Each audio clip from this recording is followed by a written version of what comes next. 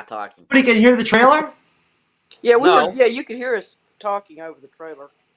Oh, no, I know, but you guys can see the trailer, couldn't you? No, there's no trailer going. There was no trailer? I can see No. it. You couldn't see the trailer, Jazz? We can't hear you. I think Yeah. she's muted. You're muted on your end, I think, or something. Can you hear me now? Yeah. There you go. Okay. Yeah. Yeah, we see Yeah, the I can see trailer. the trailer, Jeff. You can see the trailer? Cyber. Mhm. Oh, so everybody can see it but you, Cyber. That's been happening lately here on StreamYard. I don't know what's been going on with that. That's the same thing we had, Andrew. Remember when I would play the clips for you before the reactions? You wouldn't be able to see them? Did it the second time. Oh, you know what it is? It's because Alam wasn't here. That's what the problem was. That's why shit was fucked up. Now that he's here, everything will be fine, I'm sure. Already giving me shit, huh? That's right. That's how it goes, motherfucker. Would you think that this is you got some tenure going with the bleeding edge of the panel now? All of a sudden you're outside of the fucking bust your ball zone. Show up late. That's what happens. Never. That's right. That's right. That's right, baby. I mean, anyways, how's it going, Alon?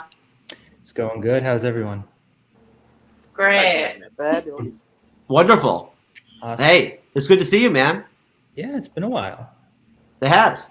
You don't have an echo, but you do have a little bit of like a Jesus, like sound coming off of like the end of your words, just so you know. So but I'm just kidding. So anyways, folks, we are of course the MCU'S Bleeding Edge YouTube channel podcast. I apologize for the all over the place nature of our introduction there. It's just that we were kind of just forgetting that we were live and having some technical difficulties. Either way, we're here to do the episode 3 recap, breakdown, review, discussion of The Last of Us HBO Studios produced series for HBO Max.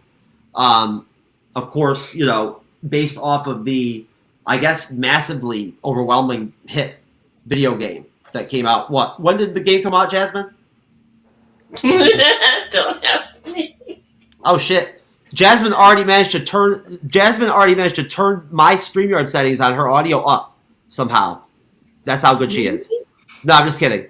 But no, the game's like 15 years old, I think, or 17 years old, or something like that. Either way, It's not that old. Alon, did you play the game? No, it came out in 2013. It's 10 years old. Okay, 2013. Yeah, it's like I'm not that old. Don't age me.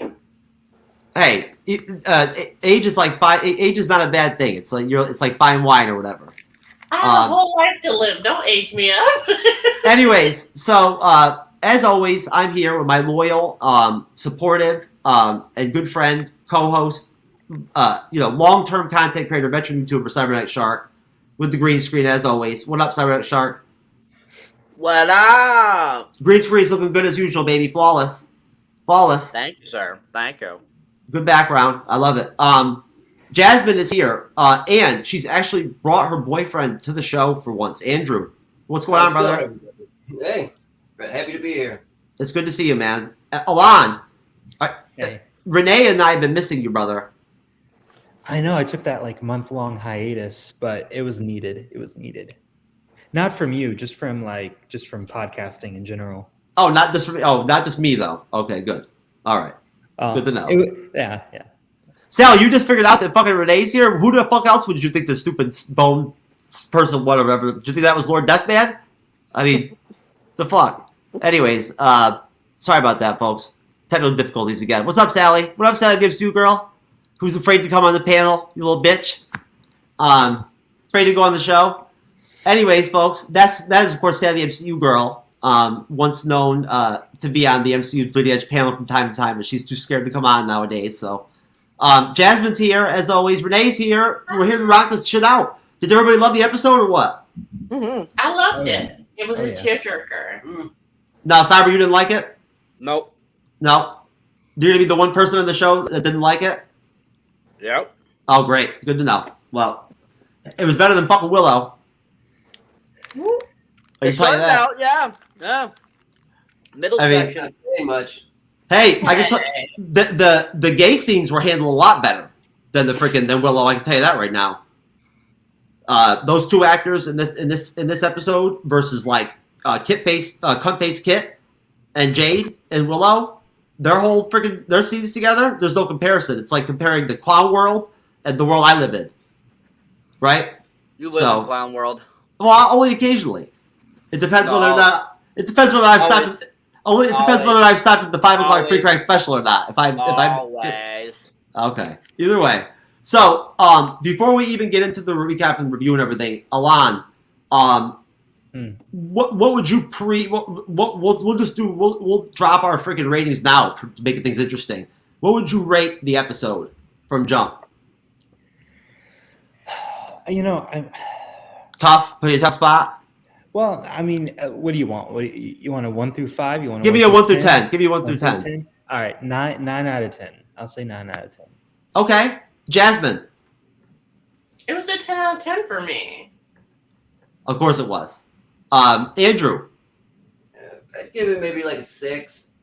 Really? Oof. Oh man, look at that Really? contrast. This is going to be an unhappy household tonight, folks. Just to be clear, Jazzy ain't gonna like that shit. Cyber, what are you going to give it? Are you going to give it a 2? 4. Oh, 4. Okay. The Okay. nerve, Cyber. The Renee, Renee, what do you got? 8. 8. Okay. 8. Okay. I like Renee. Who doesn't like Renee? Are you fucking kidding me? If somebody doesn't like Renee, I just kick them off the show. 9 and 8 are where I'm at right now. I'm liking y'all. I'm liking y'all. Jeff, Well, what do you What do you rate it, Jeff? I'm gonna give it an 8.75. He's always Yeah. got to do that 7.5, people. Yeah. Just remember that. He's always going to do the 7.5. It can be a 1.75. It could be a 2.75. It could be an 8.5, maybe. Maybe a I'd say it's in between an 8.5 and an 8.75, right around there. Yeah, and then he's got to throw in the 0.5. Yeah, the ending when Ellie and Joel show up and everything and whatnot, it could have been done better. I think. You know what I'm saying? It kind of like it didn't really do much for me, to tell you the truth. Like that's all. I think the letter could have been handled better, but we could talk about that later. But yes, the reason I always use those increment Cyber is because I'm so used to like my irreversible erectile dysfunction from She-Hulk episode 7 that I have to use like very like the metric system like centimeters and whatnot and everything to measure my penis now.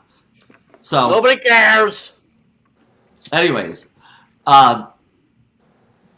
okay, Sally. Yeah, you're right. I agree with you 100%. So this guy basically. Thank you, Sally. There you go. Yes, thank you, Sally. Basically, the way that the show starts, instead of giving us like the usual kind of like intro flashback deal and whatnot and everything, is basically it starts off with Joel and Ellie continuing on after the loss of Tess in the last episode, which is unfortunate because I really liked her as a character, basically them continuing further on. I guess they're heading west, Joel essentially falling out on Tessa's like last demands from him. You know what I mean? To at least get Ellie to the people that they to Bill and Frank, and then see if they could help. At least would be willing to take on the charge of bringing her wherever she's supposed to go with the Fireflies to actually to their laboratories, whatever and whatnot, so they can try to find a cure for this, cordyceps or whatever and whatnot. So, bottom line, basically what we end up with is a situation where he wants to avoid go around a certain area because he doesn't want Ellie to see the bones and like almost like a pile of dead not bodies but like bones left over from when the military was evacuating towns and closing them down, but didn't have a room to put them in the quarantine zones. It's called a killing field. Yep, a killing field. And they were just basically exterminating people. Just like straight Nazi style, World War II style, lining people up and just, massacring people like children, men, and women, I'm assuming, all together. They don't really gloss over, but I'm assuming that's how it probably would have went down. They wouldn't have cared really, whatever. And they weren't even infected, the majority of these people. They were just killing them. Coming off of that, they take us to literally the town or whatever where, I believe it's, Bill lives. I can't remember exactly where he lives at geographically. But I'll figure it out in a second. But either way, it shows us in his town, he's basically like a prepper. right? He is a prepper. He's one of those hardcore prepper people. He's got everything set up and whatnot. He's got cameras. He's watching the whole thing. You can tell from jump just by the one thing he says that he has a problem with the government. He's one of those off the radar type of dudes. He's got an arsenal. He's got some Punisher style shit going on. Like seriously, straight from Punisher comic books on his walls and shit. He's got every freaking kind of gun you could possibly want. He's got everything. He's got energy. He's got fuel. He's got whatever. And he watches them basically take a group of these people and empty his town. Probably go kill them all. I'm assuming. Who knows? We don't really know. But basically, he then has the town to himself, right? And before we go any further than that, does anybody have any thoughts? I'll start with you, Alon, on the fact that they started the show off the way they did with Ellie and Joel coming across that killing field. Yeah. Go ahead. No, I thought that was a really strong start, showing the skeletons and like the matching clothes and how that transitions into the actual people with the mother and her baby. That was like, they really know how to make a point across and pull at the heartstrings. What I find is hang on, Jeff. We can hear somebody typing real hard. I apologize. Oh, it's Jeff. Jeff's typing away. But yeah, so I thought one of the cool things is that we didn't get like a Ellie Joel conversation talking about Phil. His name is Phil, right, Renee? I think so. Yeah, Phil. Yeah. Okay. We didn't get that. Like that wasn't the transition to the character introduction of Phil, but it was explaining those killing fields and getting that flashback, and then that slowly getting like morphing into our introduction of Phil. I thought that was really effective, and I thought that was like a real smart way of doing it. Bill. Okay. Bill and Frank. Yeah. Think Bill and Ted's adventure or whatever. You know what I mean? Like that kind, like Bill. There you go. But no. So you like the way that they carried it, they introed into him like that way. Yeah, how they got from Joel and Ellie's story to his story, I thought was really cool. Yeah. No, they carried it over really well. Cyberneticshark, my friend, do you have any thoughts on that part, that opening part where we first get introduced to Bill? So the beginning of the episode is fantastic. I like how it starts out, shows them, after Tessa's demise, and basically they go and start making their way, and they come across that area where they exterminated people. And, basically it goes to the flashback. We get our first, wonderful image of Nick Offerman, who that is. That's Nick Offerman. He played Ron Swanson on Parks and Rec. He's been in several things over the years. He's actually married to Megan Mullally. That was on Will and Grace. And he, at first, he was fantastic. Absolutely loved the character, loved the introduction, loved that he had that whole setup. All that was awesome and amazing. I really enjoyed it. And I liked how, he had his own little setup there right at the beginning, showing he had that whole underground bunker all set up with all the TVs and all the guns and stuff like that.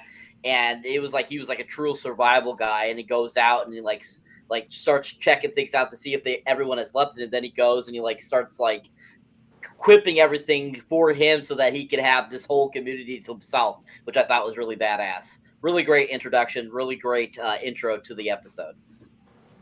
Jasmine, and then maybe I guess right after you, Andrew, and then to Renee. Honestly, where Joel and Ellie showed up, that was basically right after in the game where they were in the subway fighting off clickers and infected.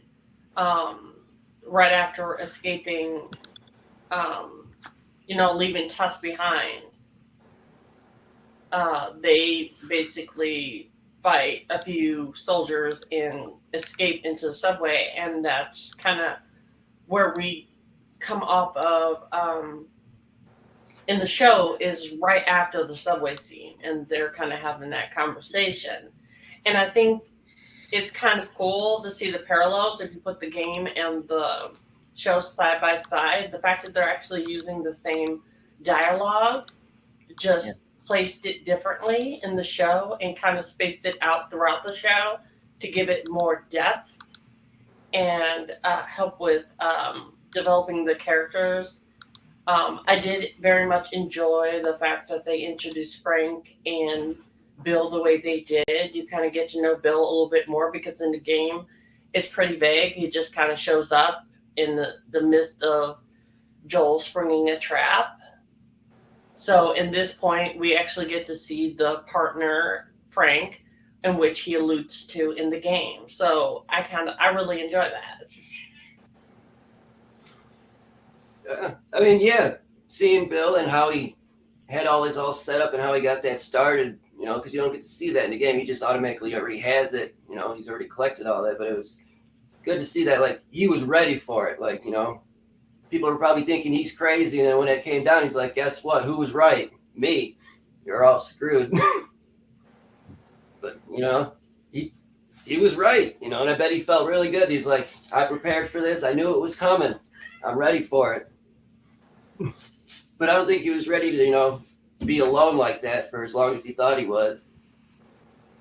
No, and I think that I think that doesn't matter, you know, who you are. There's no preparation for that type of, like, what's the word? When you're just completely alone, you know, Renee, what's the word Isolation. for that? Yeah, like isolation. No, that has to impact. I mean, we'll get into, like, you know, his first encounter with Frank and how that goes down. But Renee, did you have anything that you took off of that intro, you know, at all? Yeah, in the very beginning, when it opens, we see Joel beside a stream. He's puts his hand in the water. Of course, he's concerned about his knuckles, where he broke the skin, and, you know, worried about getting infected, I'm assuming. But then he builds, as he starts taking stones out of the river, and he's building like a little stack of them. So I'm thinking, well, he's building a little memorial to Tess. And speaking of Tess, apparently the actress Annie Wershing, she was the voice actress for Tess in the game. She just recently passed away. So she had cancer, and she died on January 29th. No shit. 45, yeah. This is the voice actress, not the actress in the film, but the voice actress for the. No, we talked about that on the last episode. Game. Yeah, that she did voice the character in the first game. So she actually passed away. Well, God bless her soul, and you know, her family and everything and whatnot. I'm sorry. Go ahead, Renee. So anyway, yeah. So just a little condolences on that. But anyway, getting back into the show. Yeah, and then it progresses on a little bit. And one thing sort of caught my attention. It said they were 10 miles west of Boston when it starts out. In which, you know, if it's like you're still in Boston if you're 10 miles west of Boston, but essentially. But if you look at the scene, it's all pine, and it's, I guess what they're trying to show is that it's new growth forest, and that apparently had been burnt. That whole area had been burnt 20 years before. So they're, you know, walking through or whatever at this point, and then they come upon that killing field. Yeah, as far as Bill, yeah, he's the survivor. You know, you can just the smile on. You know, he's built for this. He's ready. It's just, you know, all his preparations paid off, and so yeah, he gets himself in his compound, gets himself fixed up, electrifies everything. And then, you know, he's just sort of living the life that he always dreamed of. And then here comes Frank. It was a really great setup. I liked it. Excellent. Yeah, and I just want to point out that I definitely think that that is real. I'm glad that you mentioned that, you know, the actress dying and whatnot and everything, Renee. I think that's very prominent to, you know, to mention and whatnot and everything. And again, condolences to her family and whatnot. And we would be talking about here, if I can pronounce it correctly. Let's see. I apologize. Oh, Anna Torv played Tess. And in the first game, it was Annie Wersching that voiced the character. So I guess it was in the second game that she played that she voiced the test character. No, so based off of that, right off of that, we do get introduced to Frank. Frank gets caught in one of Bill's traps. Bill has like all kinds of fucking traps. Like he's got shit set up. He's got an entire exterior set up, not just around his house. He's got it around the whole town. Like he's basically cordoned off the entire town itself because the military just evacuated it and left everything alone. So he's got the stores, all the shops, all the supplies you could possibly want is all at his disposal.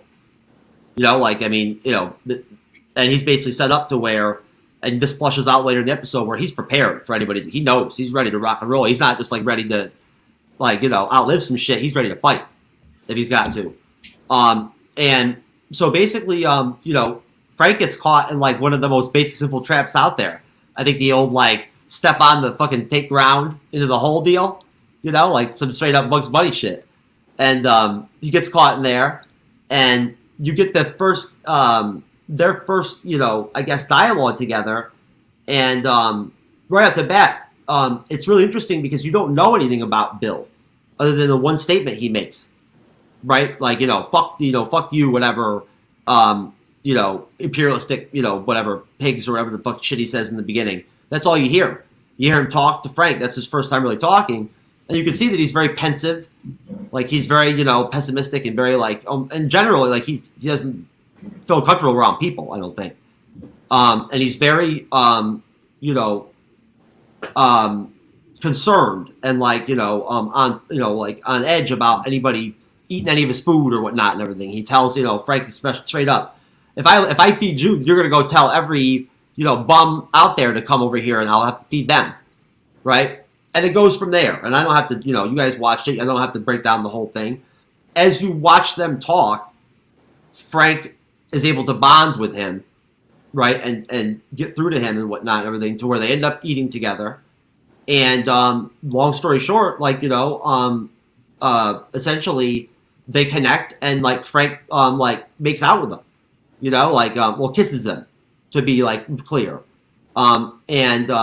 It's actually a really nice moment, to be completely honest with you. You can tell right there that you can feel the loneliness that Bill has, right? And that he's sexually inexperienced. You don't know whether he's been with men before or what, if he's a virgin or whatever, whatnot. But he obviously the loneliness, along with just general nature, human nature, he's into it, and it goes from there. And I'm not going to go any farther than that. It ends up in the bedroom, and I thought that was well done too. It was better than anything that they did in Willow. I can tell you that right now. I can see Cyber laughing. So Renee, I thought that this was just very powerful. This whole the way that they framed this episode, instead of deciding to focus on Joel and Ellie, to have this flashback episode like this, and show us a relationship like this between two people, age, with time jumps similar to House of the Dragon almost. Right? Mm-hmm. To show the 20-year time frame from when it happened to, and also and while it just focuses on Bill, I mean, it kind of gives you an idea of what happened. They took the people out of the towns, they took them to compounds, whatever ones they, left over they couldn't feed, they killed them.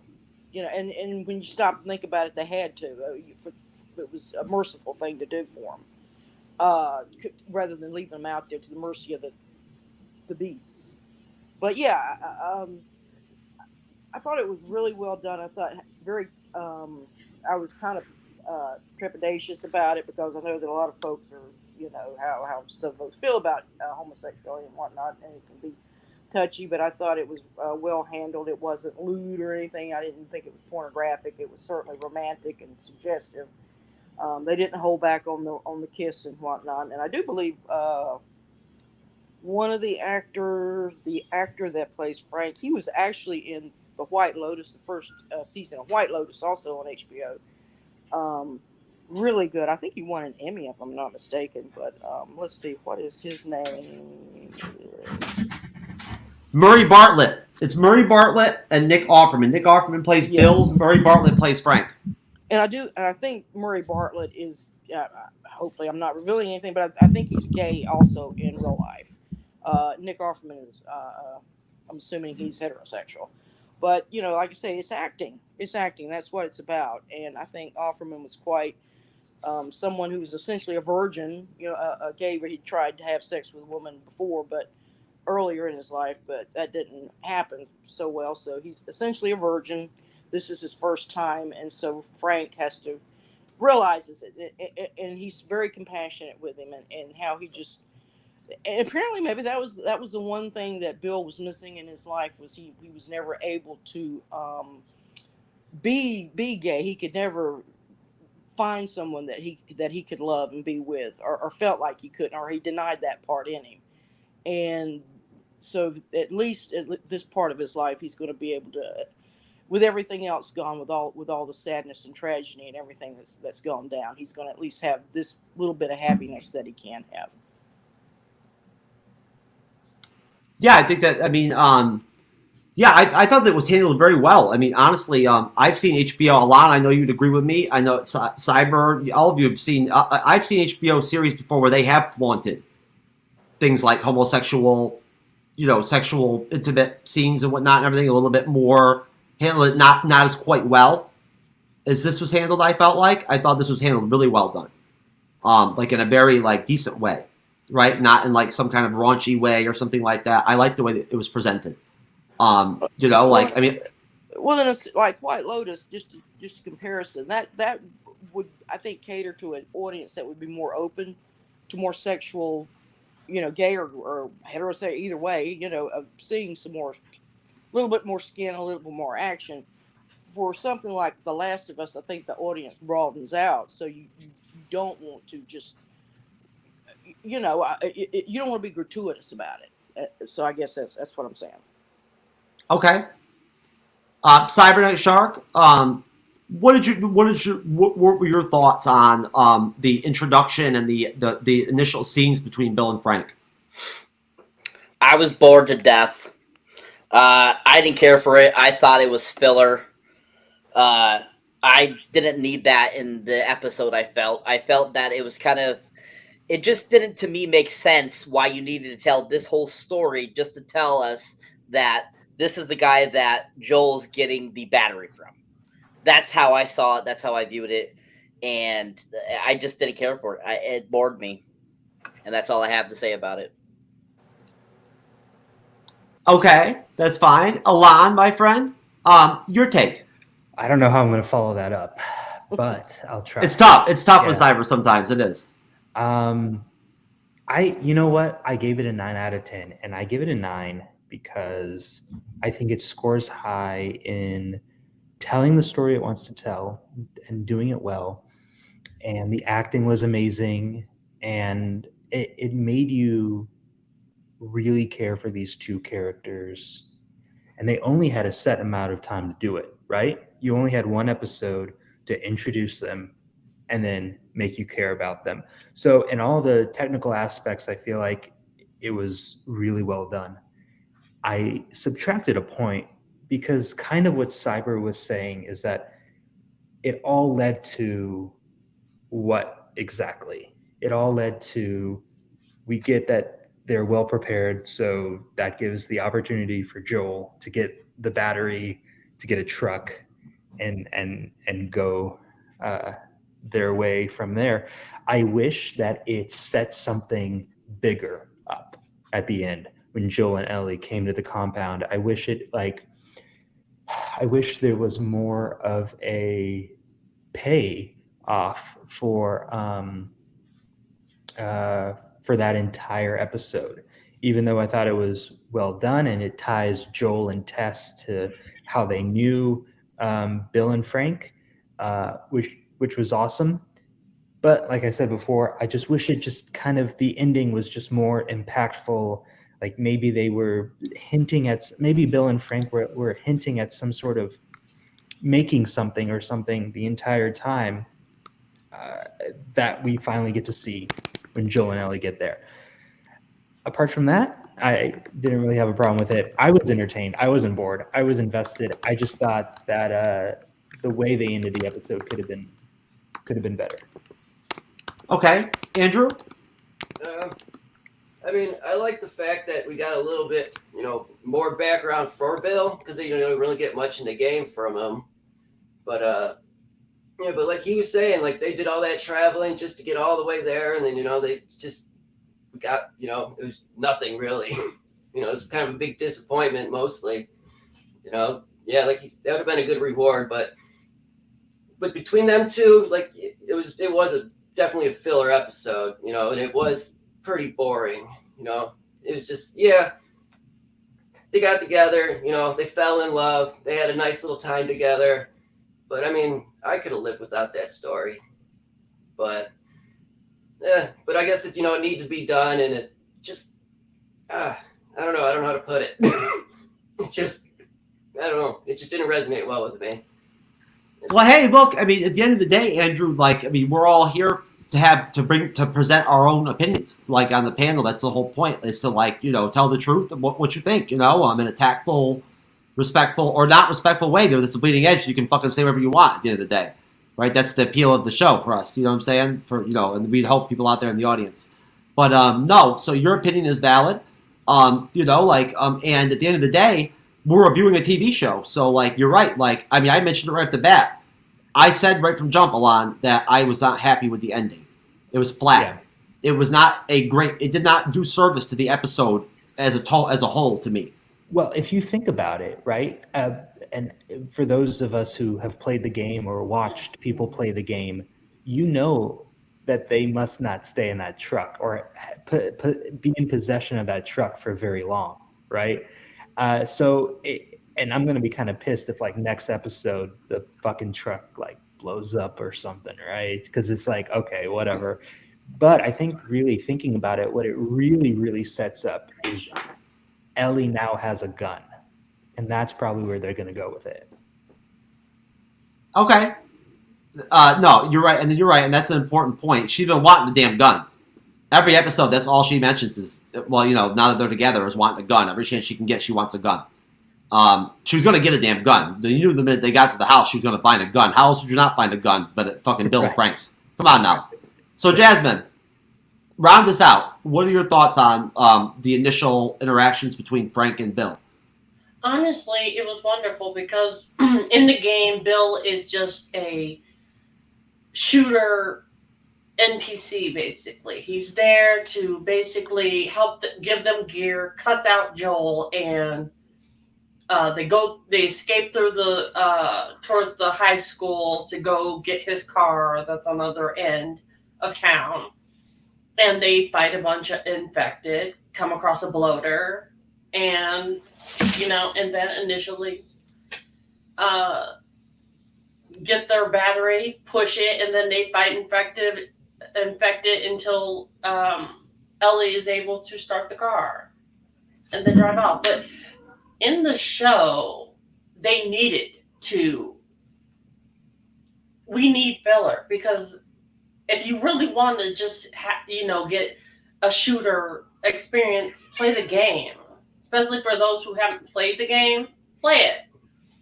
I mean, everything can be action, and in particularly, we needed to know more about Bill as a character. I can understand that some straight people don't want to see a bunch of filler romance in a particular show, regardless if it's gay or straight. But in a game such as Last of Us, they didn't really build on any of the side characters outside of just basically getting to know Tess. She dies. Ellie and Joel get and their story and their propel. So it's nice to kind of learn more about said characters that didn't get to be explored in the game. And their little romance was cute. They did a really good job at executing it. And I think it's nice to see the little details that show up from earlier in the game. It's a nice little shout out. Like the fact that when Frank and Tess are walking through town, he explains that they should be using codes. Hence, the old guy using the radio to do codes. It was Frank's idea. And that's how we get see Tess Yeah. prior to her getting very edgy and dark the way she was, because she's been so unguarded and brutal and pessimistic. It's nice to see who she was prior to that and her relationship to Joel. So it's little things in this episode that go beyond just a romance, but showing us more of these characters. And when it came to that little, nest egg that they had, it just showed how prepared Bill was for anything to happen at any point in time, even though, things kind of go south, him being shot and stuff like that. So and particularly, they did a really good job, in my opinion. Okay, Alon, go ahead, Alon. Yeah, go ahead. I just want to bounce off something real quick from what Jasmine said. One, Jasmine reminded me that explains in the first episode, we get like the 60s, 70s, and 80s music code thing that we find out Frank invents and makes. But also, Jasmine brings up a really good point about like the fact that we need filler for this, because we don't quite know how they're going to end the show. I doubt that they're going to end the show where The Last of Us Part 1, the game, ends it. So the first season of the show will probably end somewhere towards the middle of the game. You think it's going to, Jasmine, I see you shaking your head. You think it's going to go all the way to the end? They already said that season 2 will be the second game. Oh, okay. Okay. So then do we know how many episodes is going to be in this first season? I don't know how many episodes there are in this season. Not either. I believe it's 9. 9. Wow. That's a lot to cover in a short amount of time. Okay, so now I'm going to have to disagree with Jasmine in saying that maybe we don't need filler, because we have 6 episodes left to get to where The Last of Us, the game, ends. And as you and I both know, Jasmine, that's quite a bit to get to. Actually, not really, because if you cut out all the shooting and killing, which they're basically cutting out, it's not a lot of game. We're already in the middle of the game. Yeah, you think so? Okay. Yeah, we're already in the middle of the game. If you cut out half of the beginning of it with the shooting and the exploring, we're already halfway through. And they do miss things like the subway, like you were talking about too. Yeah. So. Yeah. So basically, the first season is a blend. It's a blend of the first game and the DLC expansion pack. That came out after the game. That's called what's it called, Jasmine? What was the DLC called? I just know it's Ellie and her girlfriend at the mall. The Left Behind, the DLC pack. That's what it's, the Left Behind DLC pack that came out, right? And the first game blended together. That's what we get in the first season. And then she's right. The second season is supposed to be based off the second game. So basically, essentially, now I don't doubt right now. I didn't spend much time today in the chat groups and whatnot and everything that talk about this stuff. But I've already seen a lot of people that love the game are not happy with the episode because of the fact that they did change this whole character from the game. They didn't change him at all. All they did was kill him. They actually instead of him just being dead when they he actually has a life and whatnot and everything. I'm not gonna deem whether or not you need to have filler episodes in the series or not. I liked this. I liked the episode. I did. I just liked it. Do I feel like it furthers the plot of the series very well? No, you guys are right. All of you, Andrew, Cyber, Alon, you're all right. It doesn't. Honestly, other than fucking Ellie finding the gun. That's the only poignant thing that happened that I saw as important whatsoever. And the fact that we found out why they even have codes. Yes, the codes. Mm-hmm. That's right. Yep. No, and the letter I like the letter too. But no. Well, that remember that opening scene that I told you about where he's making the little tribute to Tess? Yes, the stones. Yep. Yeah, That's important too. It's important. Yeah, it'll come up at the end. Yeah, it took me a minute to figure that out. I was wondering what he was doing at first. Humanizing Joel, because we didn't really know much about him outside of his hard exterior. We didn't even know he had a moment of Peace. Yeah. Or calm, because you got to see him and Tess kind of at a relationship state before they went to where they were before she died, where he couldn't even like hug her or say he loved her before she was gone. He didn't even know what to do. He was more standoffish, especially after finding out she was infected.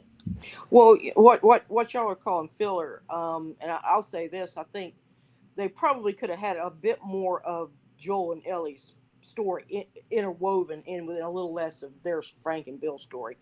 Other than that, because it kind of kept repeating itself. They're in love. They're yada yada. They're one thing I didn't know. I think Bill may have been a doctor because when I mean not Bill, Frank may have been a doctor because when he was shot, Bill was shot. He was actually acting like he knew what he was doing. Laycom, I'm going to take and then of course he survives it. So, but anyway, what I think though it does do, and what I said originally was I think it gives us more of 3-dimension of this particular point in time, because I mean it can't just all be just battles, fighting zombies, go to the next point, fighting zombies, go to fighting the raiders or whatever they come across. I mean I think we're going to get plenty of that in the next episode, but yeah, I think what it did do was it kind of calmed everything down for a little bit, because the first 2 episodes, that was long, and then the second, it was just a lot going on, just down, but then when we got there, we saw beauty again. We saw, there's flowers are still growing, there's animals still out there running around and whatnot. And one thing I think we forget to mention was when they were in that service station, he had a little stash he was trying to get, and she goes down into the basement, and then she finds that I guess he's in some sort of a stage of becoming a clacker or whatever. And then she takes that knife and then she cuts his. Now remember, she's cut his forehead, so now she has an infected knife. That's true. So that's important to remember. Then, sorry, been pointed out. She gets her a gun. She gets a gun. Now, Joel knows none of this. He doesn't realize she's done any of that. Yeah. So yeah, I think there was a lot more going on there. I think it's just a matter of paying attention. Well, she's a child. All she was doing with that infected was she was doing the same thing that a child would do with like a frog. Like, you know what I'm saying? Like, go ahead, Alon. Well, I think an important thing in that scene to remember is that, her arm and her being immune plays a huge part in this. And I felt like part of her going there and cutting the infected's head open and kind of staring into his eyes is like, how different is she from them, really? You know what I mean? Like, how far can she take, how immune is she? Like, testing the waters, being risky. Yep. Yeah. Yeah, no. Go ahead, Jess. I think she was more trying to see if there was some human part of it still in there. Yeah. And seeing how infected it was. As she sliced it open and saw to see if it was any human part of it in there, and all she found was plant life. Well, that's the thing. Again, across the brain. I mean, I was going to bring this up later on in the review, but Cyber, we're already into it now, so we might as well just get your opinion on this too. I felt like there was that. Jasmine, you make a good point. I think that she was doing that. You're right, but then she also kills it, right? Like at the end, she does. She kills it. So, Cyber, what did you think? What she was trying to was being expressed there when she has that moment? I think she was just kind of exploring. I think she saw that it was trapped there. She thought, might as well, let's see what happens when I cut it. I don't think she had any specific purpose for cutting it. I think she was just like checking it out, seeing what would happen if she cut it, and then she, kills it. So I think that was, she hates these things, even though, yeah. So yeah. That's I my think- thoughts on it. I think it expressed her basic fundamental nature. She's very simple. You know what I'm saying? Like she's only lived in a decontaminated zone her entire life, right? Like this was her first time being in the forest in her life, like leaving Boston or whatever. You know, like this is for the first time. She's experimenting, and there's a lot. But again, there's a lot going on here. This is all being compressed into one episode, as you said. Right? They flushed this all out in one episode. It's a lot. Yeah, it is a lot. I actually forgot that part was actually part of this same episode that we're talking about. Yeah. The part where she goes down and he's trying to find the cash is part of the That's the ending. That's the Frank ending. episode. Yeah, so it's like, yeah. It's 122 minutes long. No, it's long. The episode is 122 minutes long. It is. Total. With the credits and everything? No, it's not, Cyber? How long is it, Cyber? It's you mean it's an hour and 22 minutes long. An hour and 22 minutes long. Not minutes. Not minutes. That would be 72 minutes long, sir. Okay. I apologize. 82. Okay, Sorry, 82. that seems correct, yeah. Well, hey, look, ever since She-Hulk got me that might, man, you know, like, again, I'm all fucked up over here. What do you want me to say? I you know, my ability to do math. Green girl go. Let the green girl go. No, I have to say this. This is a record. It is 48 minutes into the stream, and it is the latest that Jeff has ever mentioned She-Hulk. So there we go. Here we go. It's all going to shit now. Well, that's what's her name? The Eternals lady. I swear to God. That's the woman that Jeff has trapped in his basement. There she is. Bruh. He's trapped in her basement. Oh, man. She-Hulk, what'd you do to me, man? What the Looks fuck? like she knocked your front tooth out. Go back to that, Jeff. She got me, man. Look at his mouth. Yeah. She did, too. She knocked my fucking teeth out first before she dabbed me. Oh. Right, Cyber?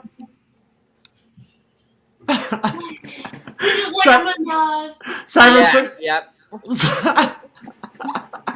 Cyber certifies. It says it's certified fresh.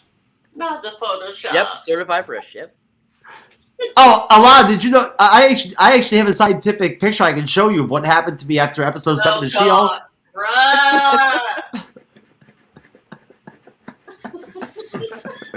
So there you go. That's the actual scientific, like medical. You know, there you go.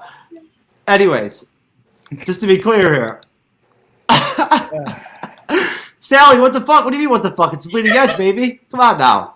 You should know better by now. You've been on the panel. Come on. Anyways, back to the serious stuff, folks. I apologize for that. What? So, I've got something really cute here I think you guys will like. I actually added something interesting. It was inspired by Jeremiah on Sunday when he, like, came on the show as a guest and, like, professionalized me on the show. And, like, you know, fucked me up, so... Okay, so now I want to go around and I'll start with you, Jazz, and I'll go to you, Andrew. Coming off of that, what does that do for you? Because I mean, I think that for me watching that I found that to be very, I guess, informative to understand from Mazin's standpoint, right, and from you know, from Druckmann's standpoint, what they're trying to do with the episode, like what their vision is that they're seeing. And I honestly felt like this was inspirational in a way, this episode in a way that was positive in a way to me. Like I felt inspired by the end of it. I felt like their love story was them basically showing that even in this post-apocalyptic like world that they're living in, it's still possible for like the human spirit and for a human being to like love someone and have a fulfilled life. You know what I'm saying? And like at that point, it doesn't really matter what happened with Ellie and fucking Joel at the end. They got the truck and they got the supplies that they fucking needed to move on west. Right? Like and he mentions it right there with the letter. All he basically does is just hurt Joel and defeat him even more. Right? Because we don't know how long he's been with Tess. He could have been with Tess for 18 years straight. or what we have to have, I don't want to say we have to have filler episodes, but there has to be some, we have to have some background knowledge to understand the depth of these characters. So, you know, at that point, Andrew, what do you think about what the, you know, Druckmann, and when I say Druckmann, I'm talking about Neil Druckmann and Craig Mazin, the, you know, the guy who invented the game, created the game, and the guy that directed, what's it called, for HBO Studios, also Chernobyl. I mean, the way they described it, you know, I respect the way that they're trying to put something different out there, give a different spin. You know, they did a good job with what they tried to achieve, I believe. I mean, but just for me as entertainment wise, I mean, I didn't really need it, but I mean, I guess that's really good for other people that don't have, you know, played the game or actually, you know, or even know about it and they're watching this. I mean, that would be really good for people like that. I'll give them a more background and like, okay, this makes more sense.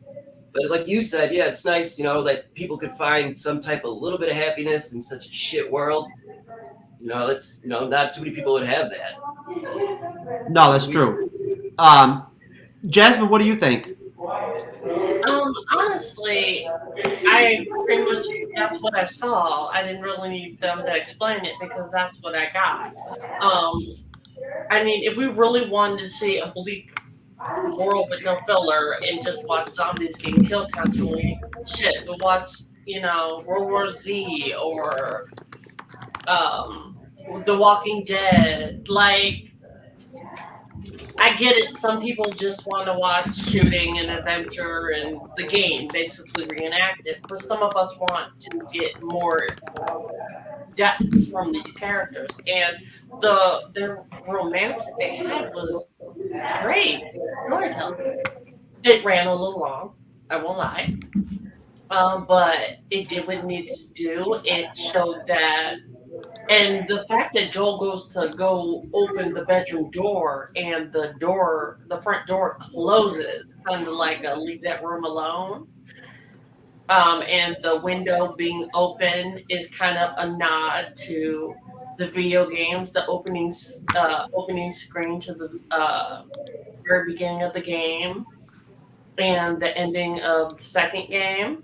It's a little nod to it, and the fact that they're dead in that room, I wouldn't have wanted to open it. Like, I'm kind of happy the front door closed and made them not do it because I don't think I would hit home the episode with Yeah, we're hearing some background, real bad background. Yeah, is this on your end, hon? No. No, it's not on your end. Alon, I think it's coming on your end, brother. Is it you? Yeah, I just, sorry, I'm gonna mute myself. I had some people come over. Sorry. Oh, it's okay. All right, no problem. Jez, I'm sorry about that. I thought maybe because you got the new webcam that maybe it could be you. You know what I mean? That's all. No. Anyway, so I'm sorry, Jasmine. I couldn't really hear what you were saying. Can you go ahead and finish what you were saying? Making your point. Basically, what I was saying was Joel was going to the bedroom to try to see if they were in. Bill was in there. Maybe he was still alive, just didn't want to come out. But they're actually dead in the bedroom.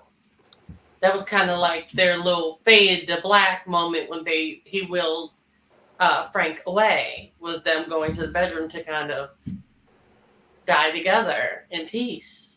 Because he said that Frank was his purpose and he was fulfilled. So if you were looking for a sad moment to die alone, it wasn't going to happen.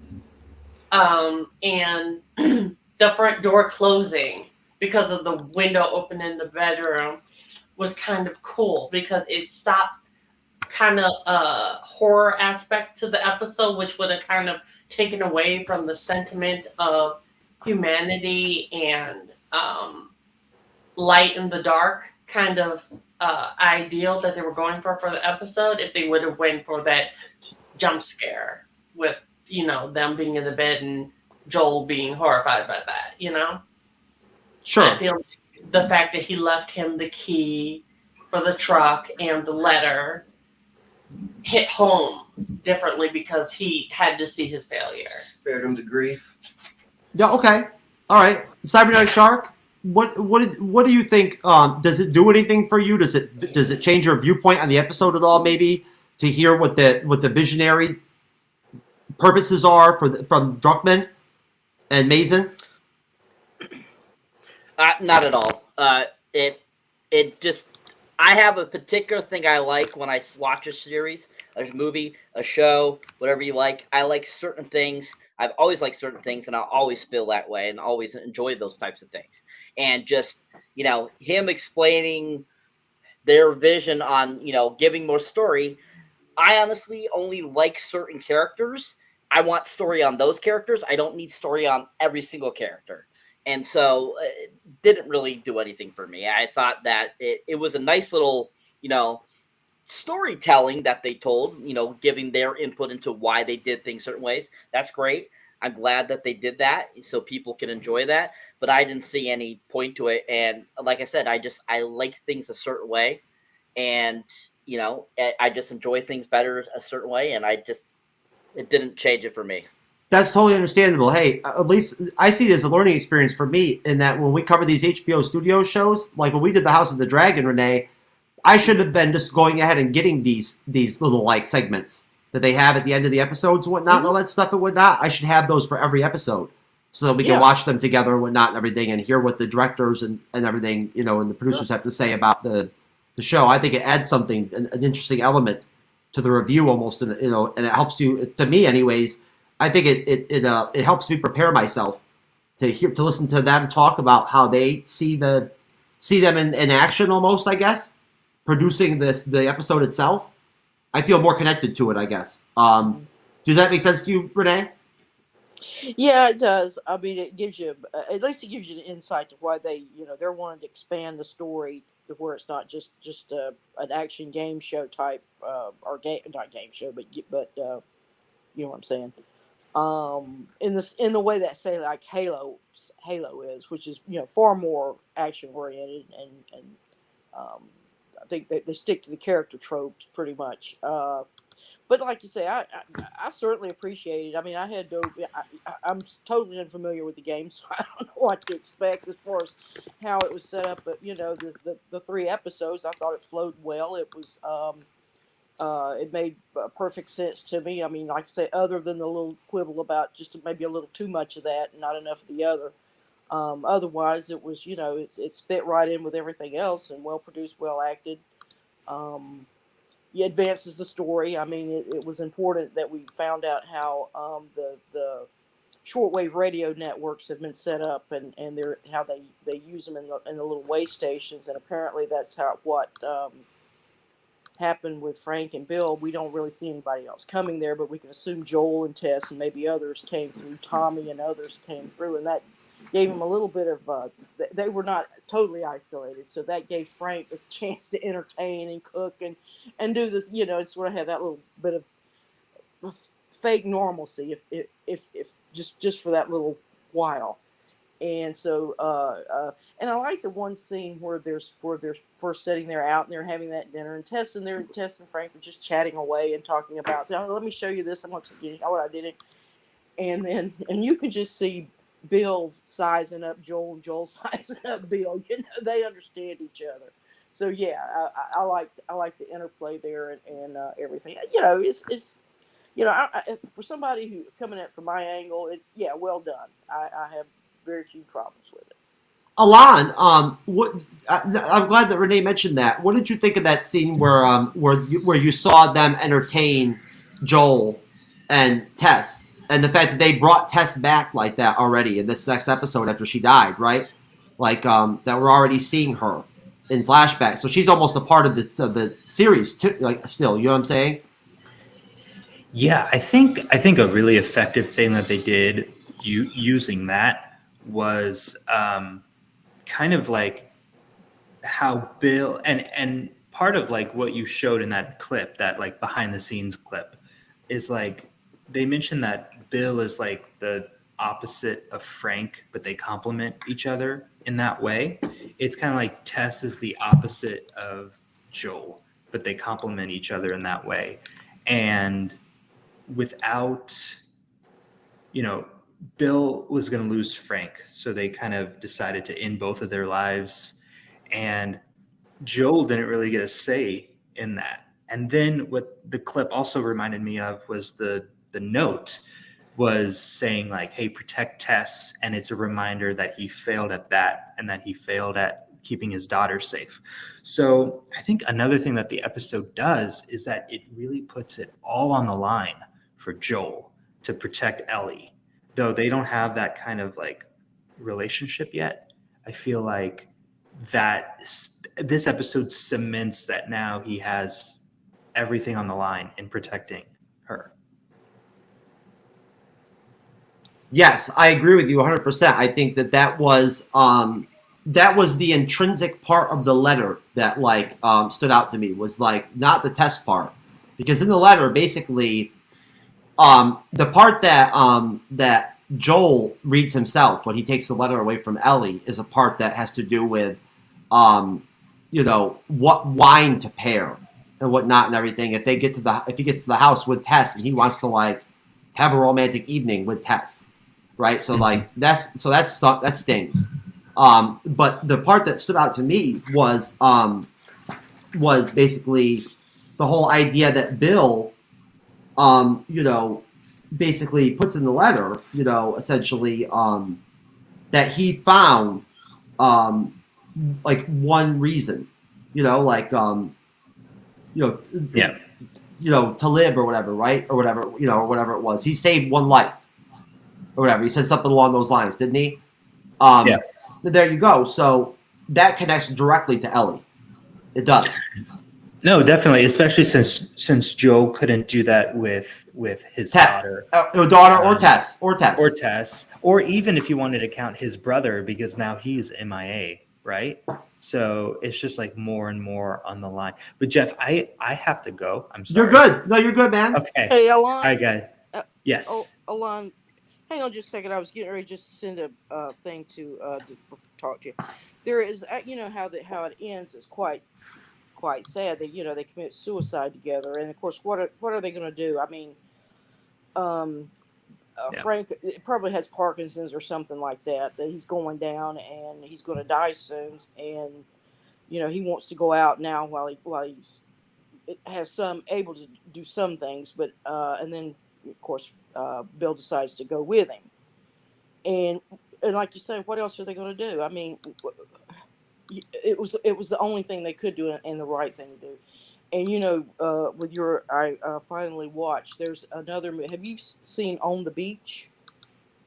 It was a movie made in 1960s. I think 1960. It's about where the Earth has experienced a nuclear war and humanity is somewhat hanging on in Australia. And there's a very powerful ending that just really resonated with me when I saw this scene, and it's so beautifully done. But anyway, that's just a suggestion I want to throw your way. I wrote it down. Thank you. All right, Lon. Well, listen, brother, it was good to see you, man. Thanks for visiting us and whatnot and everything. And don't forget that we got lots of Marvel to cover on Sundays, brother. So if you're free.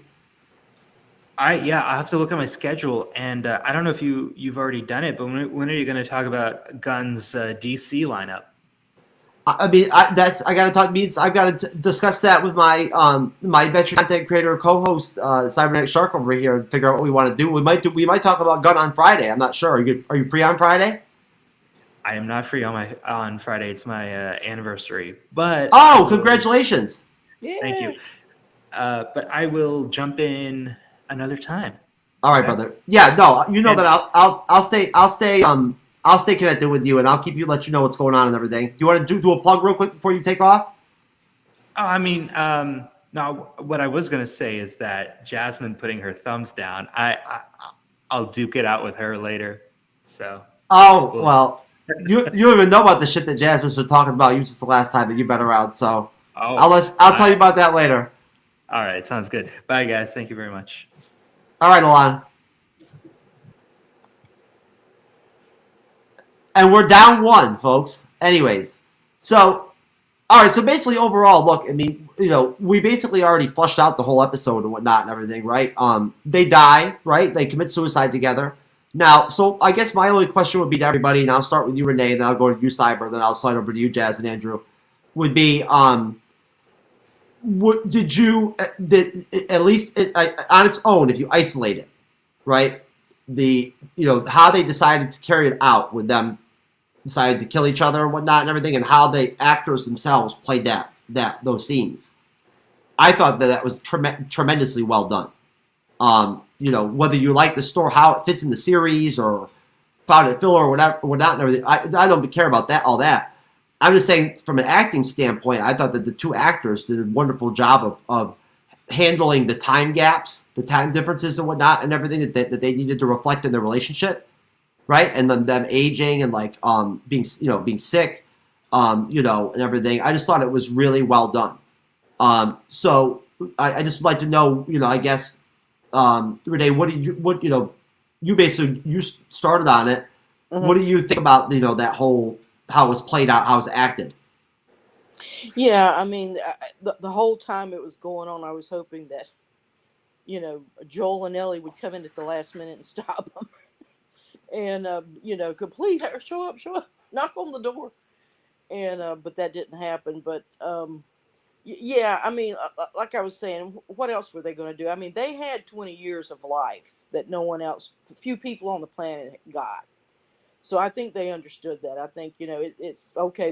Their time has run out, and they got far more than anybody else. So, and they're lucky they're going to get to go out that way. So they see it that way. So it's not a sad death. It's a tragedy, because the whole thing is a tragedy. Everything's a tragedy. But, Bill became a better man. He became the man he should have been. And Frank found somebody to protect him, and he found a little town that he could dress up and, whatever that kept him happy, kept him occupied. So yeah, I thought it was very beautifully done, and, I'm not advocating for suicide or anything like that. Nothing, but there are certain situations that, life does come to an end. And when you're reviewing it, when you're reviewing an episode of Willow. Oh, yeah. You know what I'm saying? Yeah.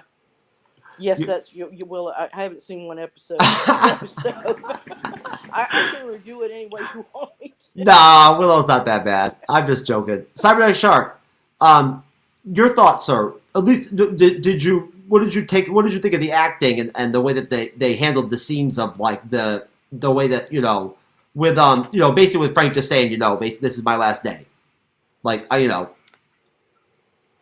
I mean, honestly, it was okay. They did a decent job. I don't think it's anything great. I think Nick Offerman's a fantastic actor. I absolutely love him. I loved him as Ron Swanson, and I thought he did a decent job, and the other guy did an okay job too.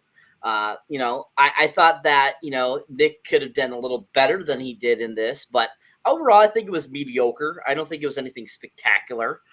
I think that it was, it got its purpose across with their acting, I feel. Most definitely for those that, found some sort of emotion in it and so forth and, enjoyed it or liked it.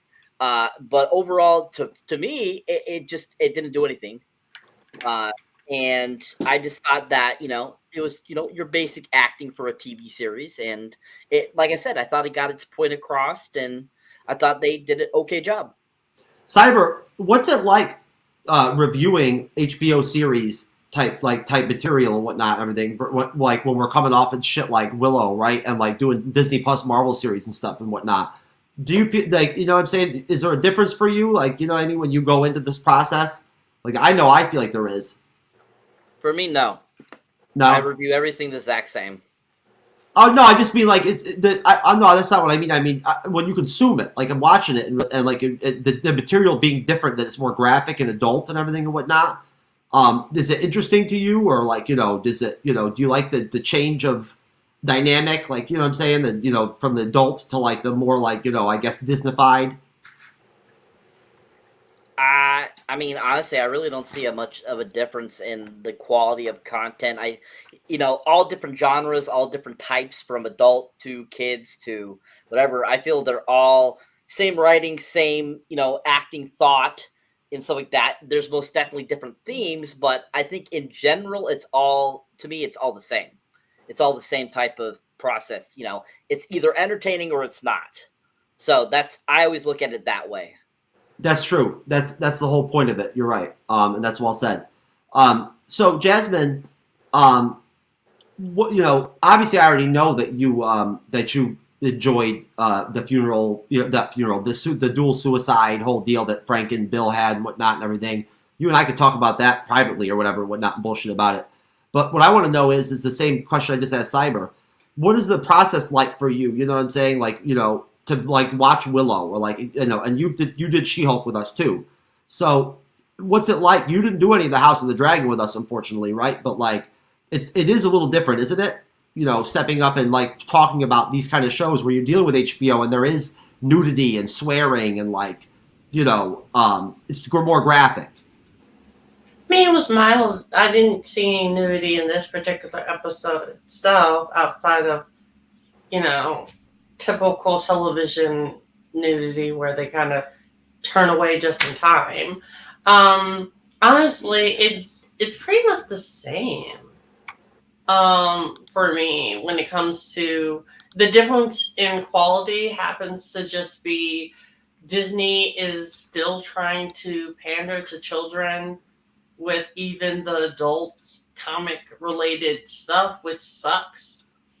While Last of Us is actually knows its demographic, is actually making sure that the content that they're giving out reflects that, and that is wonderful because Disney is doing far too reliant on its brand at this point.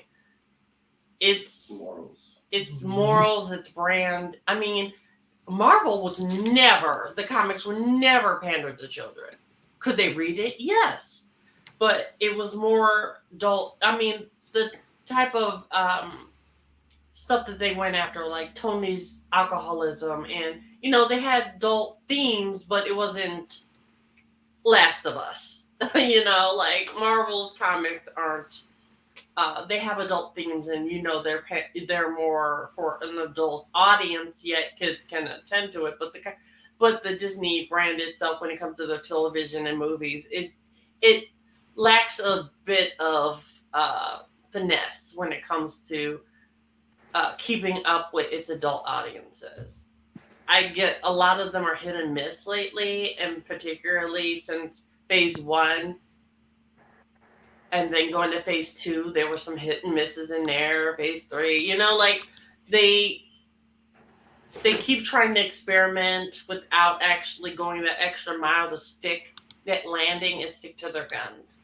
And that's what I like about Last of Us. At least they stuck to their guns, especially with this episode, and gave us some quality entertainment.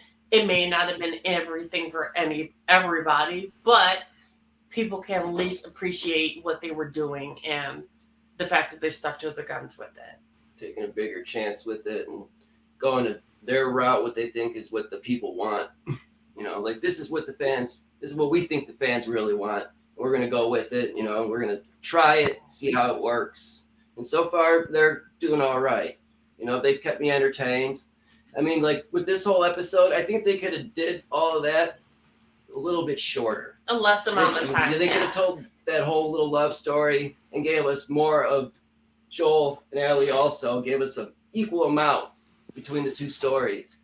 But, yeah, it's still, it wasn't, you know, my cup of tea for that, though. It's not for everybody.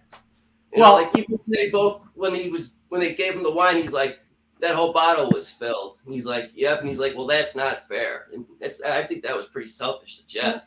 Because he's like, I'm the one dying, but you have to stay here. Not Jeff, you mean Bill. But, No. The bottle was full of pills already. It already had the pills in it. He said enough to kill a horse. Yeah. So the fact that he put more pills into the glass.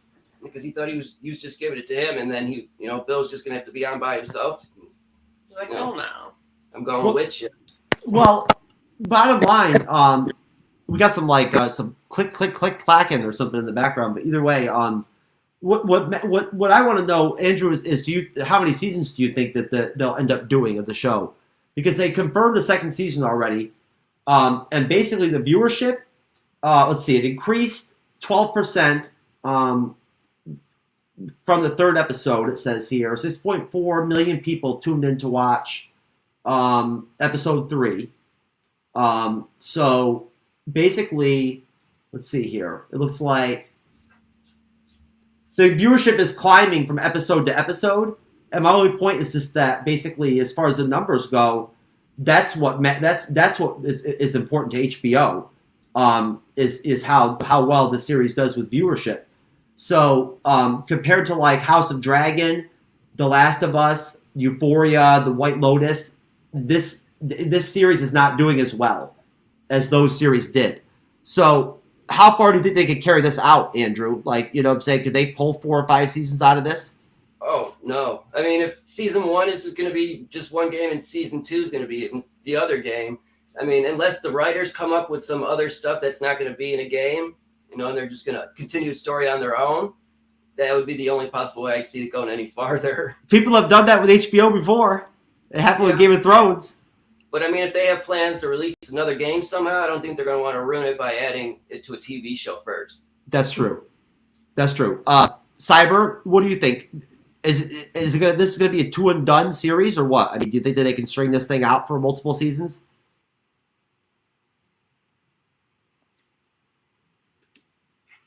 Jeez.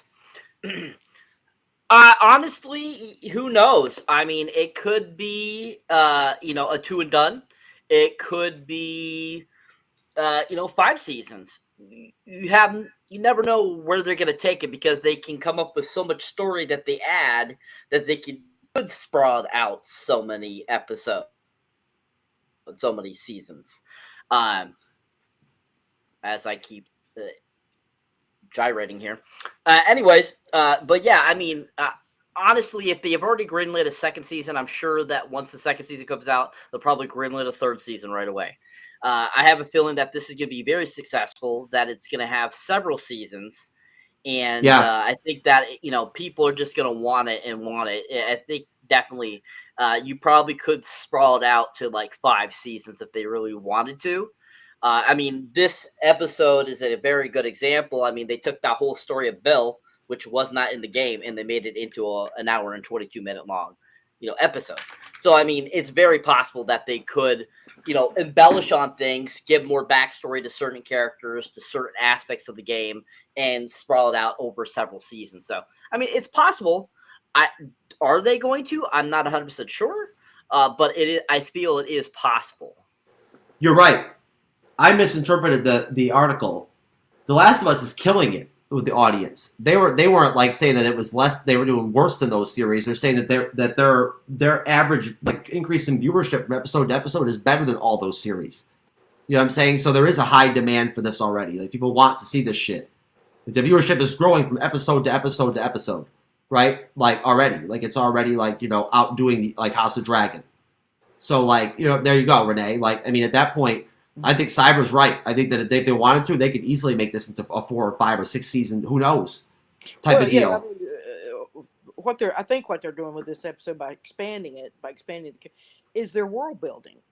I mean, they have to if they're going to do a couple seasons, and it looks like maybe they will. They're going to they've already greenlit a second season, and like you say, and on stream you got to remember the show's set there for a while, and people keep coming to it, and new people find out about it, and they hear other people that, well, it's on HBO, but well, I don't have that. Well, they get more and more interested, and then they find, well, I may as well just go ahead and subscribe to it so I can look at all these great shows.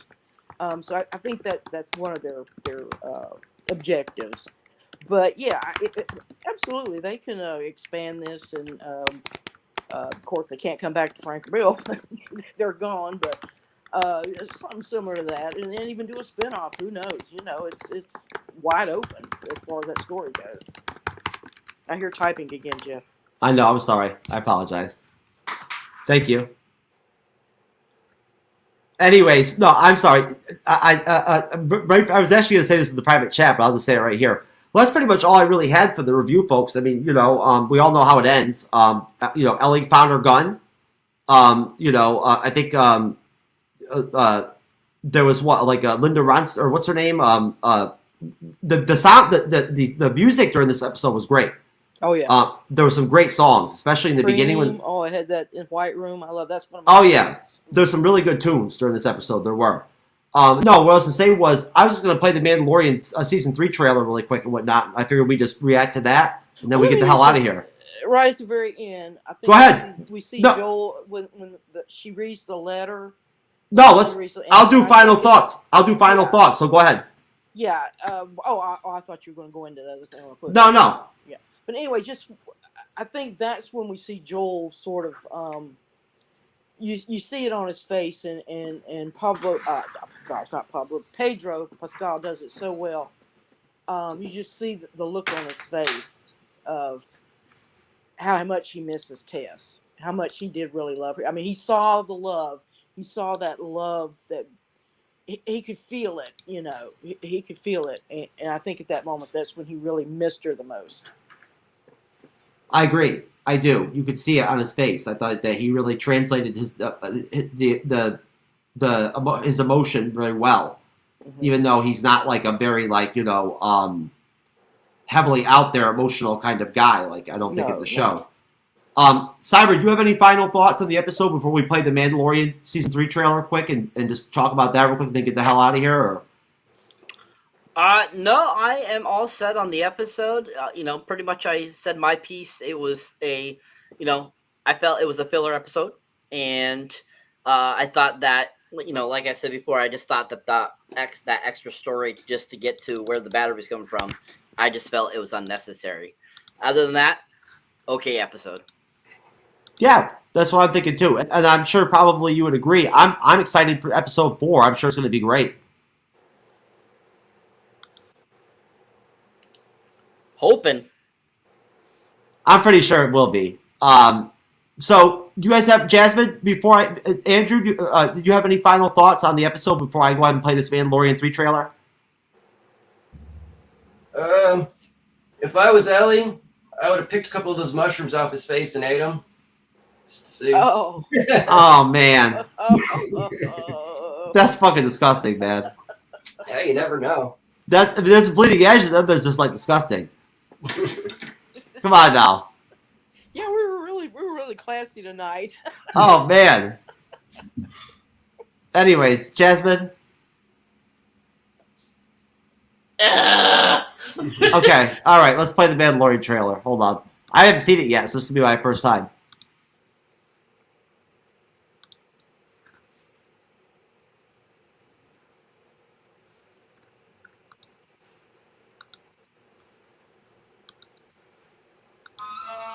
Our people are scattered, like stars in the galaxy. What are we? What do we stand for?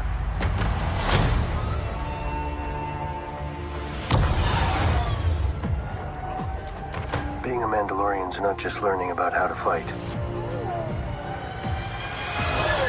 You also have to know how to navigate the galaxy. That way, you'll never be lost.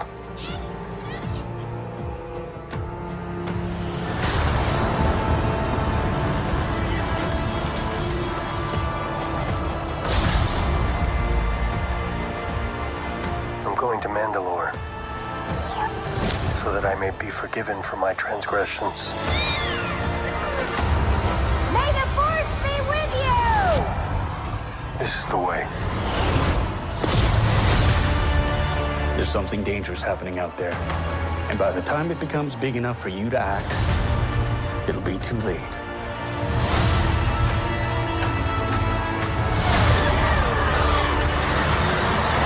Hang on, kid.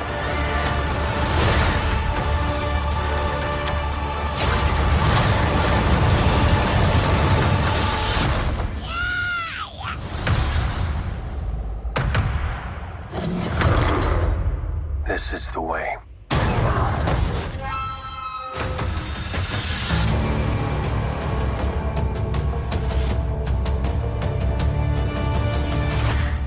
Oh, shit. God damn. Well, that certainly was pretty decent. I like that. Mm-hmm. What'd you think, Renee? Well, he's nice and shiny.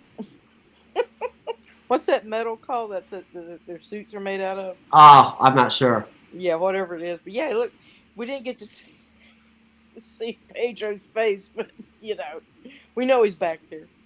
Yeah, it looks pretty good. Yeah. Yeah, you gotta love you some Baby Yoda or whatever the fuck his name is or whatever. Oh, yeah, baby. Grogu! Grogu! Oh my god, whatever the fuck his name is. Grogu! I was hoping they were. I was hoping they were gonna have that fucking thing in the series. To be honest with you. Yeah, But- yeah. I thought that, but I thought the Baby Yoda was over with. Me too. Yeah. Anyways, Never! Jesus, Jasmine. Grogu. I don't know, What that for? Isn't that the same Rogu the same name as the American Dad? What's his name's? Roger? Yeah, Roger's like What? child or whatever the fuck it is. What's the little thing? It's Grogu is the name of the child. Rogo. Grogu. Oh, Rogu. Okay, Rogu. With a G. Baby Grogu. Rogu. Oh Baby man, Rogu Yoda. there you go. All right. So anyways, so Jasmine, you like you some Rogu, huh? I live for him. So I think you like the trailer. Yes.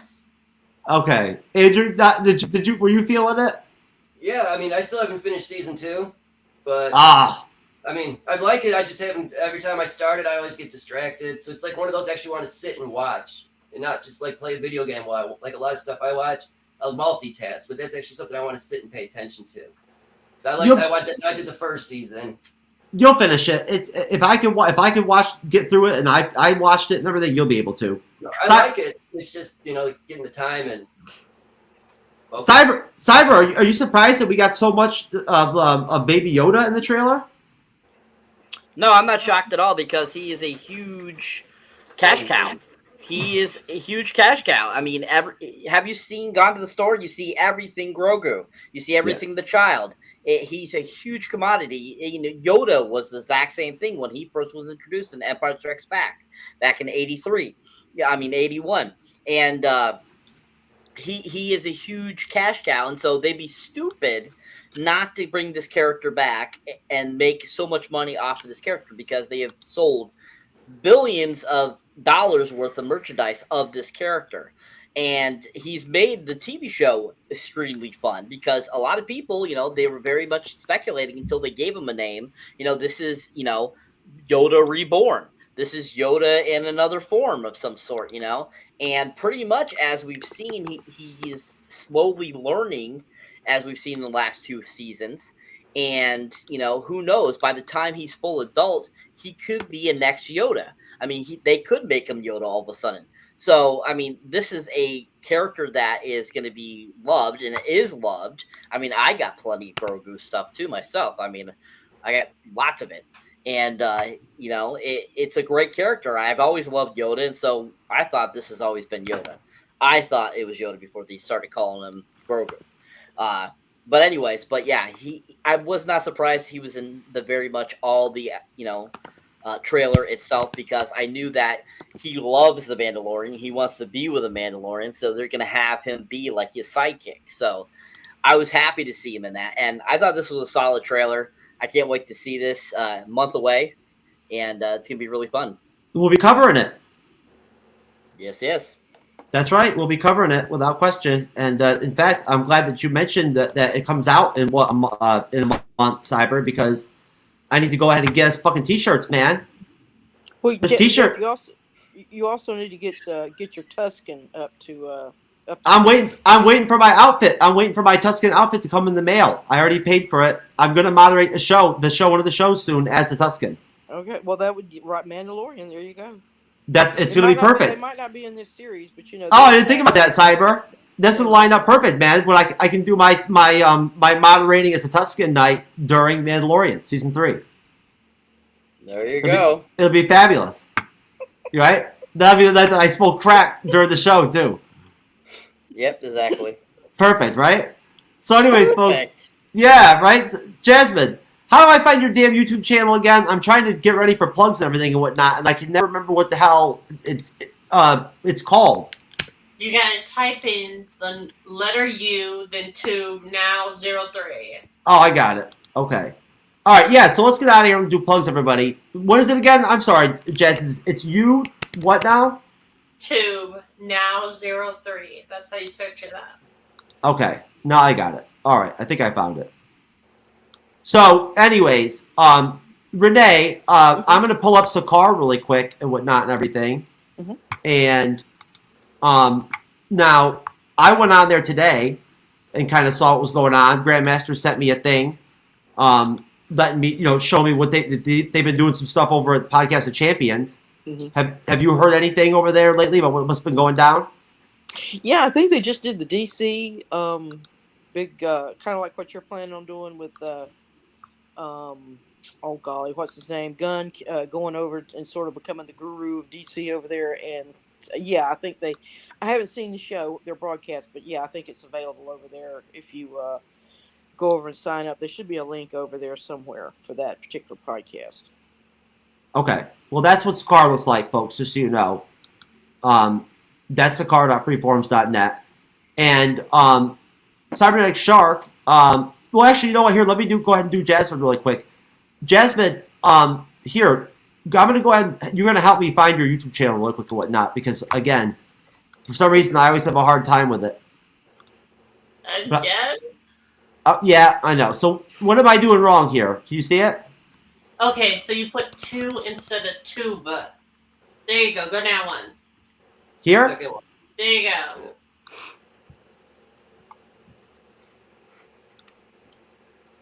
Now 03, and you should be able to pull it up. Uh-oh. Can you find your own? Are you sure? Yeah, that's how you type it. YouTube now 03. 03. 0. Is it an O or a 0? That's a 0. 2, now 3. Yeah. All right. Hold on. Here, click the instead. Search instead this one. Go down. Yeah. Do it. It's on. Yeah. Go down. Yeah. Click up. Over. Oh. Over the other one. Click it. Ah. Bam. There we go. Now I finally got you. And I'm subscribed, so I don't know why the hell I can't just pull you up. But there you go. So there, I finally got you pulled up. Now, you actually put some new content up, didn't you? I'm doing that tonight. I'm actually editing a video right now. Oh, okay. Well, there you go. So, so if you want to go ahead and talk about that, go ahead. Yeah, I just did a update on my life while doing my makeup video, and then I'm also going to be filming a Scream rewatch video. Okay. Awesome. And Megan. I'm going to be watching Megan. We're going to be watching Megan for the first time. Excellent. And, of course, Andrew, you and I have done some reaction videos together to Bandmade. Some of them, unfortunately, worked and some of them didn't, but they're going to be coming out here soon. And I'm going to be hooking up with you again here pretty soon to do some more, right? So Andrew's been pairing up with me on quite a few reactions, which is pretty dope. You've enjoyed them, right? Yes, sir. That's what I thought. Well, Mr. Cyberneticshark, sir, why don't we pull you up real quick and whatnot and everything and see if we can't get you up to freaking 600 subscribers tonight? Because that'd be nice, right? That'd be funny. That'd be hilarious. All right, people. So, yeah, if you have not checked out my solo content, if you enjoy me here on the Bleeding Edge, as a co-host, as a panel member, definitely check out my stuff under Cyberneticshark. You'll find me, just type in Cyberneticshark, you'll find me on all platforms between YouTube, Twitter, Facebook, Instagram, any of them. Just type in Cyberneticshark, you'll find me. And as you can see, I've been doing a whole bunch of little YouTube shorts there and stuff like that, so definitely check those out. Well, I did an interesting little short for a horror film that came out in '71 called The Daughters of Darkness. Definitely check that one out. That one was a very interesting film. I did see Avatar 2 last weekend. I also saw Megan last weekend, so you'll be seeing those reviews up soon and all that kind of good stuff. Doo-doo! There you are, sir. There's your Twitter right there. There's Twitter. Go follow Cyber's Twitter right there, folks. Come on now. Look it up. He's a cool looking dude. Look at this shit. Come on now. I mean, shit, I'm following him right now. Look at that. Bam. Done. See how easy that shit was? Holy fuck. It's that easy. Jeez, it's the same thing as hitting the subscribing button on YouTube, folks. How about that? You know that? You just hit that subscribe button, ring that bell real quick and whatnot and everything so you're notified when we're live, right? And bam, before you know it, you get you some bleeding edge, baby. Bam, it's right up your face. You get some Jasmine fucking talk about sucking Chewbacca's dick right in your ass real quick. Or, you know, or you might get dobbed by She-Hulk sometime. So you could have the TrueKnowledge experience. So, anyways, there you go. So, this was our review, of course, of episode 3 of the Last of Us HBO Studios produced series. And as you saw, we had mixed opinions on the episode. But I'm feeling pretty optimistic about the series in general. I'm sure everybody else is too. So, we wish you all the best. Have a good evening. Have a wonderful February. Mm-hmm. And yes, we will be literally doing The Mandalorian Season 3 when it comes out in March. We just don't know what night yet or whatever and whatnot, but we'll be covering it. So we'll see you next time, folks. Take care. Peace. Peace.